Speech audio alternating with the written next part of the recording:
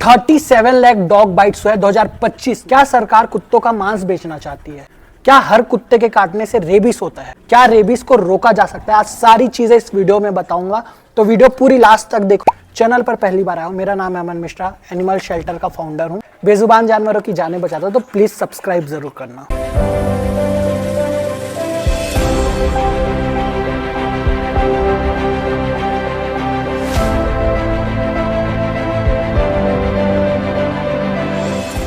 तो दोस्तों, supreme court चिल्ला चिल्ला के बोल रही 37 लाख डॉग बाइट हुए 2025 में। ये बिल्कुल झूठ है, ये आंकड़ा बिल्कुल गलत है। मैं बताता हूं कैसे ये गलत है। सबसे पहला, फॉर एग्जांपल, अगर इसने मुझे काट लिया तो आप क्या बोलोगे? अमन को एक कुत्ते ने काटा, और जब ये मुझे काटेगा तो मैं 5 वैक्सीन लगाने जाऊंगा, 5 टीका लगाने जाऊंगा, 5 इंजेक्शन लगाने जाऊंगा। तो कायदे से देखा जाए तो सरकार को गिनना चाहिए कि अमन को एक कुत्ते ने काटा, लेकिन जब मैं 5 वैक्सीन लगाऊंगा तो सरकार 5 वैक्सीन टीका को गिन रही है। तो वो बोल रही है कि अमन को 5 कुत्तों ने काटा है, तो सीधा एक कुत्ते ने काटा, आपने 5 गुना उसका आंकड़ा डाल दिया। और यदि आपको पता हो तो जो रेबीज होता है, यदि किसी जानवर ने आपको काटा तो उसकी लार से आपके शरीर में जाता है, तब आपको रेबीज होता है।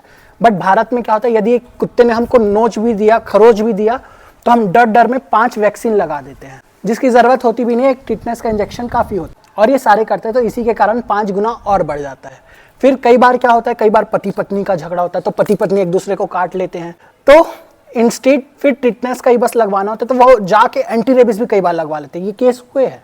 मैं मानता हूं इंसान जहरीले होते हैं, बट उसके लिए तुमको एंटी रेबीज लगाने की नीड नहीं होती। तो ऐसा बोल बोल के सरकार ने जो छोटा सा आंकड़ा है डॉग बाइट का, उन्होंने 37 लाख डॉग बाइट्स बता दिया, जो कि बिल्कुल फॉल्स है। अब आप बोलोगे भाई कुत्ते के काटने से रेबीज तो होता है ना? होता है, बट हर कुत्ते के काटने से रेबीज नहीं होता, और सिर्फ कुत्ते के काटने से रेबीज नहीं होता। हम रेबीज बोल बोल के इतना डरा देते हैं लोगों को, लेकिन हमको पता ही नहीं कि एक्चुअली रेबीज होता क्या है। मैं बताता हूँ। रेबीज एक ऐसी बीमारी है जो जानवरों के काटने से उनके लार के द्वारा हमारे शरीर में जाती है, हमारे दिमाग तक पहुंचती है और हमें मार देती है। ये बात बिल्कुल सच है कि यदि आपको एक बार रेबीज हो गया, उसका कोई इलाज नहीं है, आप मरोगे। बट ये भी सच है कि यदि आपको किसी कुत्ते ने काटा, 100% है कि आप रेबीज की बीमारी को टाल सकते हो। कैसे, वो भी बताऊंगा। बट रेबीज केवल कुत्तों से नहीं होता, और भी जानवर होते हैं, जैसे बिल्ली हो गया, बंदर हो गया, रकून्स हो गए, और भी कई जानवर होते हैं जिनके काटने से रेबीज होता है। और ये केवल इंसानों को नहीं होता, यदि किसी रेबिड डॉग ने दूसरे कुत्ते को भी काटा तो उसको भी रेबीज हो जाता है। अब बोलोगे भाई इतनी खतरनाक बीमारी है, तो बचे कैसे? मैं बताता हूँ, बहुत सरल है। 100% आप रेबीज से बच सकते। तो यदि किसी कुत्ते ने आपको काटा, सबसे पहला जहां पे काटा वहां पे साबुन से 2-3 बार अच्छे से धो, पानी चलने दो। क्यों? रेबीज एक माइल्ड वायरस होता है, मतलब वो साबुन से ही मर जाता है। तो सबसे पहले तो साबुन से 2-3-5 मिनट तक अच्छे से धो। उसके बाद 5 टीके लगते हैं, वो जाके जरूर लगाइए, वो कभी मत भूलिए। अब आपने 5 टीके लगा लिए। ध्यान रखिए, यदि आपके घर का कुत्ता है तो उसको 2 एंटी रेबीज लगा के जरूर रखें। इन सभी को लगाए। मेरे पास यहाँ पे 4 है, घर पे 2 है, गली में अराउंड 14 है, सबको एंटी रेबीज लगा हुआ है, डबल। पहला लगता है, फिर 20-21 दिन बाद बूस्टर लगता है।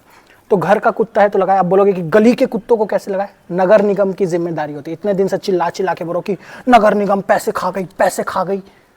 इसी चीज के पैसे खा गई। नगर निगम को नसबंदी के पैसे मिलते हैं, साथ ही साथ एंटी रेबीज के पैसे मिलते हैं, लेकिन वो उसने लगाए नहीं, वो खा जाती है। तो अपने नगर निगम में जाके बोलो कि एंटी रेबीज लगाओ हमारे गली के कुत्तों को। अगर वो नहीं लगाएगी, आप किसी कंपाउंडर पैरावेट को बुला के, 350 का एक वाइल आता है, 10 कुत्तों को लगता है 350 में, 100-200 वो कंपाउंडर लेगा, 500-600 में आप 10 कुत्तों को लगा सकते हो। तो आप बोलोगे कि भाई रेबीज तो बहुत खतरनाक बीमारी है, इसका परमानेंट समाधान क्या है? परमानेंट समाधान है नसबंदी। मैंने कई बार चिल्ला चिल्ला के बोला है कि नसबंदी एक ऐसा समाधान है जिससे कुत्ते नहीं होंगे फ्यूचर में। नसबंदी अभी करोगे तो उसका फायदा अभी भी दिखेगा, अभी कुत्तों का गुस्सा कम होगा, लेकिन 10-15 साल बाद आपको सड़क पे कुत्ते नहीं दिखेंगे। लेकिन सरकार को ये सुनना नहीं है, उनको तो पैसे खाना है। फिर जब अभी सिचुएशन आउट ऑफ हैंड हो गया तो इन बेचारे बच्चों पे ब्लेम करके इनको शेल्टर में डालने का करें। मैं बता रहा हूँ, अगर आप मुझे नहीं जानते, मैं एक फॉर्मर शेल्टर मैनेजर हूं। मैंने 500 जानवरों का शेल्टर संभाला है, 30 की स्टाफ होती थी, हजारों कुत्तों का नसबंदी किया। प्रोफेशनल हूं, मुझे पता है नसबंदी कैसे की जाती है, क्या क्या प्रॉब्लम्स आती है। तो मैं सरकार को सुझाव देना चाहूँगा, सुन लो, आपका ही फायदा है। यदि कुछ चीज़ें नसबंदी के टाइम ध्यान रखना, सबसे पहले आपकी फैसिलिटी अच्छी होनी चाहिए।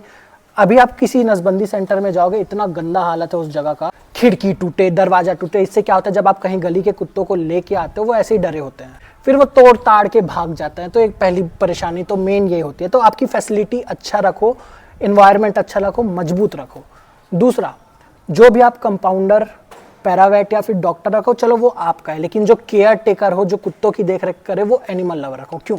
मेरी बात सुनो, मुझे बताओ, अगर किसी हॉस्पिटल में डॉक्टर की सीट है, वहाँ पे आप पुलिस को बैठा के ट्रीटमेंट तो करने नहीं बोलोगे ना, क्योंकि डॉक्टर का काम डॉक्टर जानेगा।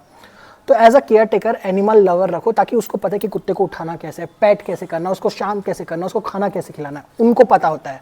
किसी अरे गहरे नत्थु कहरे को नहीं पता था, उनके लिए वो सिर्फ एक कुत्ता है, हमारे लिए वो हम बच्चे जैसा रखते हैं। तो दूसरी चीज़, आप केयर, जो भी कंपाउंडर डॉक्टर है वो अपना रखो, लेकिन जो केयर टेकर है वो एनिमल लवर को रखो।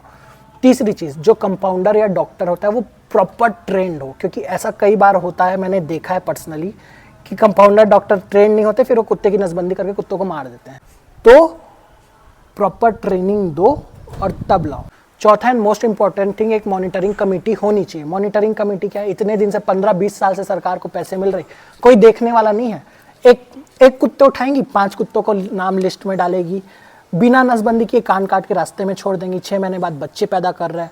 ऐसे खाते हैं सरकार पैसे, तो इनको देखने वाला कोई नहीं होता, इसलिए ये पैसे खाते हैं। तो एक मॉनिटरिंग कमेटी ऐसी होती है जो देखे कि सरकार अपना काम अच्छे से कर रही है कि नहीं, उनको फिर कम से कम डर होता है। और हो सके तो जिस फैसिलिटी में ये नसबंदी हो वहाँ पे कैमरा हो, क्योंकि चलो नसबंदी तो अलग चीज़ है, मैंने क्रूएलिटी देखी है जब डॉक्टर या कंपाउंडर लात मारते ऑपरेशन हुए बच्चों को। तो ये सारी चीज़ों का मेरा सुझाव है, क्योंकि मैंने किया है काम, तो ये सारी चीज़ें मैंने देखी है, तो ये मेरा सुझाव है। दोस्तों, आपका कुछ सुझाव हो तो नीचे कमेंट सेक्शन में बताओ। और लास्ट बट नॉट लीस्ट, क्या सरकार मीट बेचना चाहती है कुत्तों का? पॉसिबल है, मैं कोई झूठ नहीं बोलूँगा, क्योंकि 2023 में इन्होंने लाइफ स्टॉक बिल पास किया था, जिसके माध्यम से कुत्ता या बिल्ली इंडिया से एक्सपोर्ट कर सकते थे। अभी नहीं कर सकते, क्योंकि हमने बहुत प्रोटेस्ट किया, वो बिल कैंसिल हो गया।